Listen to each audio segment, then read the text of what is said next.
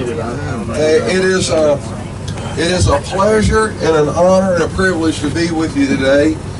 Truly, as I've been looking forward to this, and Brian and I believe in communicating, sending those messages, and which is important. And this is your tour, so please feel free to ask questions. Please, I'll do my best to answer them. My best. The objective for the next 3 days is Spring Hill, Franklin the next day, tomorrow, and then Nashville on Saturday. And how many of you have studied this campaign in some aspect or another? Spring Hill, is those that know, is extremely controversial. There's not one historian agrees upon everything about Spring Hill. So I'll tell you what's documented, then I'll tell you my opinion on things. And I'm going to be redundant. I'm going to repeat things over and over again to make sure you understand what could have been, what should have been, what didn't happen. I don't equate sports to being like war, of course, but it's like first down go on the 3-yard line and you fumble. Yeah, Schofield is one of the luckiest generals of the whole war. Not only this campaign, Atlanta campaign. I just got off with Greg. I mean, he is lucky. You make your luck, but in his case, I don't think he made it. Just very fortunate. Hello. I thought his stomach was hurting. Much less the places they do. And one will be the cavalry fight with Wilson, the boy wonder from Virginia, and Nathan Bedford Forrest. James Wilson had never fought anybody like Forrest. And we'll discuss that, but he had his brains kicked in all the way up to Franklin. Forrest was not Jeff Stewart, and I shamelessly steal lines from Ed Bars. There's no charades around Forrest Campfire. There's no Bob in his bones around Forrest Campfire like Jeff Stewart. I like Jeff Stewart. Take her right here. I'm going to make sure the bus driver asks me not to get them lost. So I don't talk to people with my back to them, but in this case, until we get on the right path, make sure we don't get lost. I'm going to speak with my back to you. Take her right here. Hello. If I was driving this bus, we would all be dead by the end of this day. Who wants to live forever, right?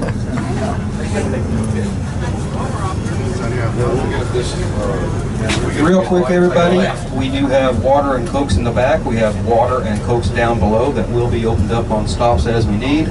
And we also did get some Deep Woods insect repellent that will be available for people as they get off if you want to spray down.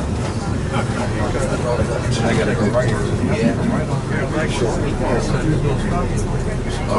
Checkers. Ticks, sea ticks. So what did you guys do? Go get some? Oh, yeah. That's good. They have a place like Joe. I'd rather have a video. I'm just stretching it. My shoulder. Stretching it out. You're welcome to sit out there if you want. September 2nd, 1864. Atlanta officially falls, although it fell really the day before. Atlanta falls. Hood, General John Bill Hood, and the Army of Tennessee evacuates Atlanta. A 2-week lull as William Tecumseh Sherman is evicting all the citizens of Atlanta. In time, Hood looks north, the occupied city, Nashville. And take a right here. Looking toward Nashville. What is his objectives? 1 is to capture Nashville. 2, to bring Sherman out of Georgia to follow him. And 3, bring pressure off of Robert E. Lee and the Army of Northern Virginia.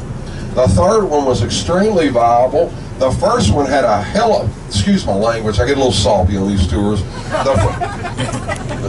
I'm sorry.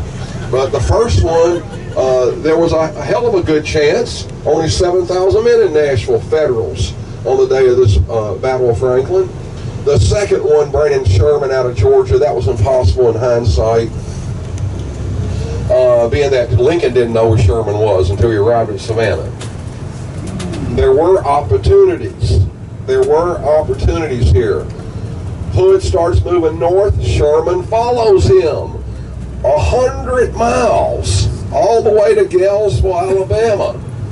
When finally Sherman said to the effect, I'll give him rations if he goes to the Ohio River. He moves back to Atlanta, formulating his plans for the March of the Sea, which I believe commenced, that's an old word, isn't it?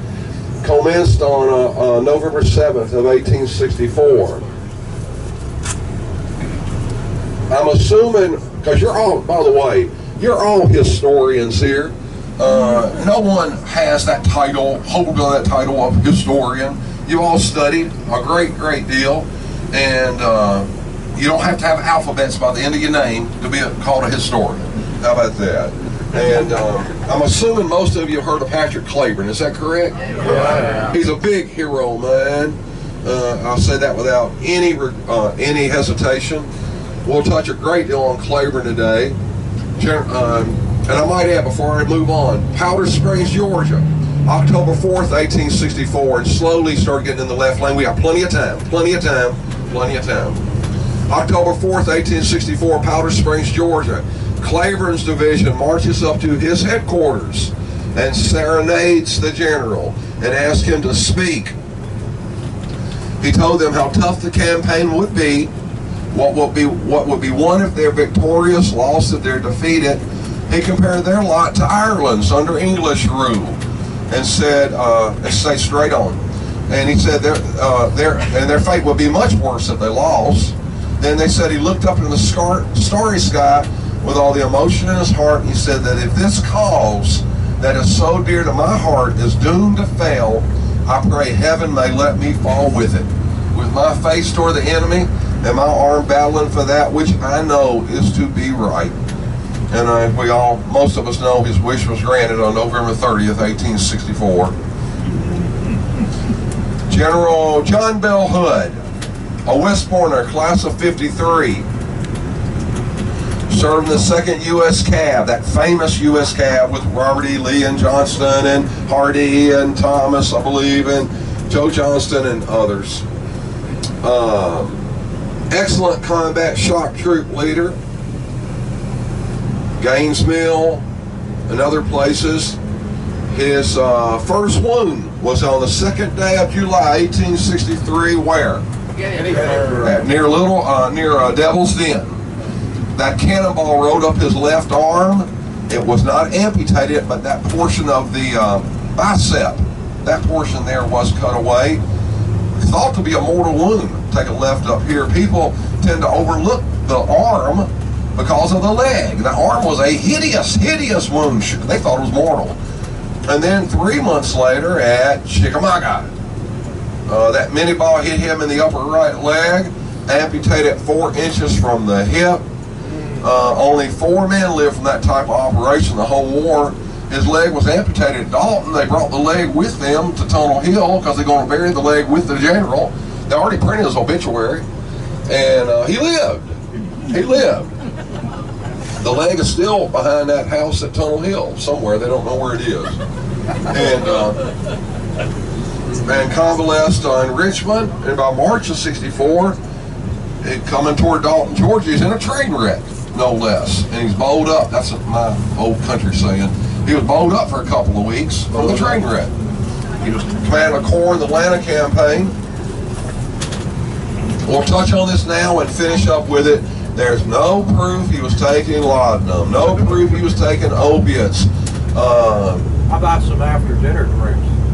How about it? I would, how about that, I think pain is more of a valid point than going into the opiates. It would not surprise me if he was from time to time. That doesn't mean he's an opiate addict. Let me watch what we're doing here. But I think pain is a valid point.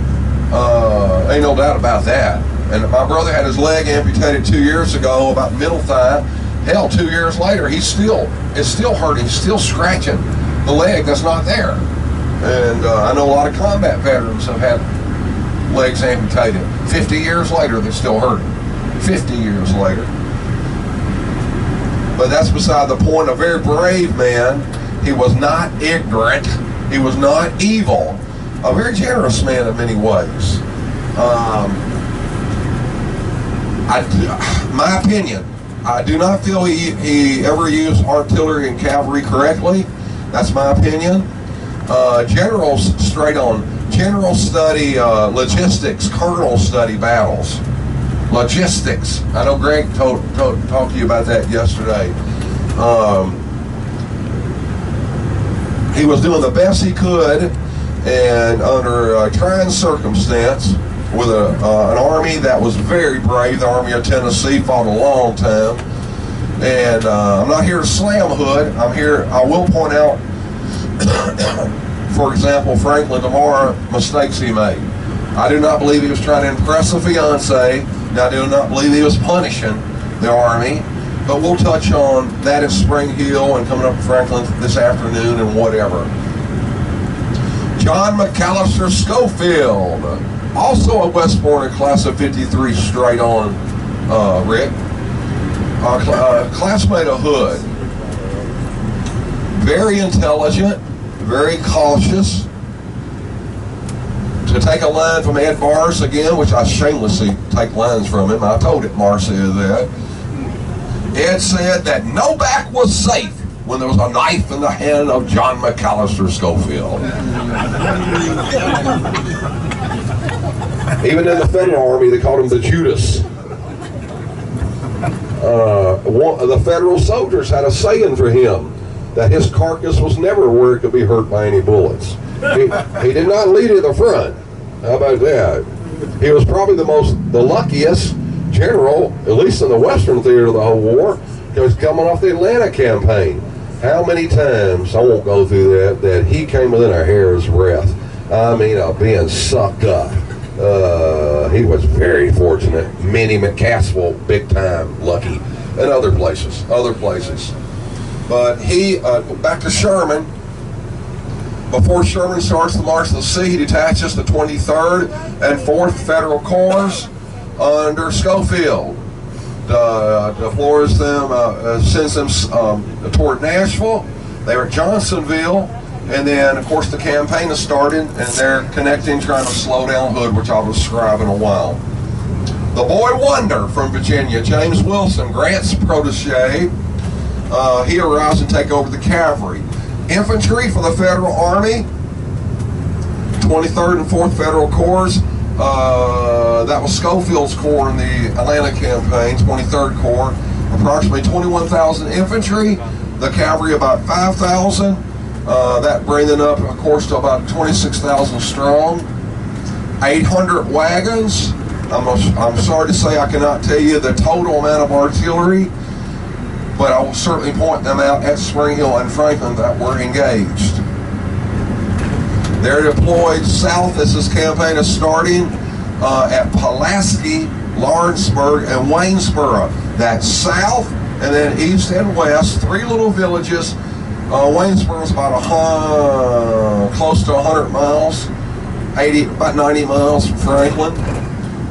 Lawrenceburg is to the west, and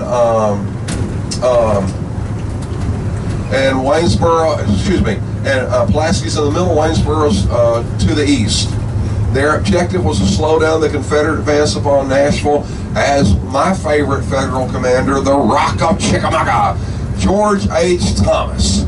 What a capital officer. He said, I will be glad to serve under the stick, but don't make me be responsible for the stick.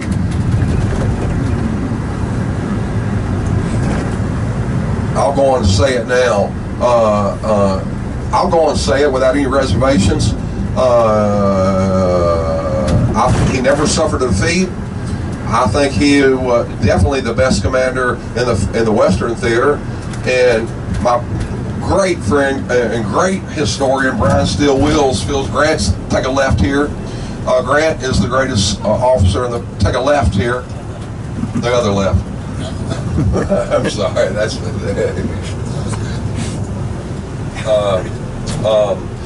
Brian Steele Wills feels Grant's the greatest officer on the Federal side of the war. I feel Thomas is, George H. Thomas.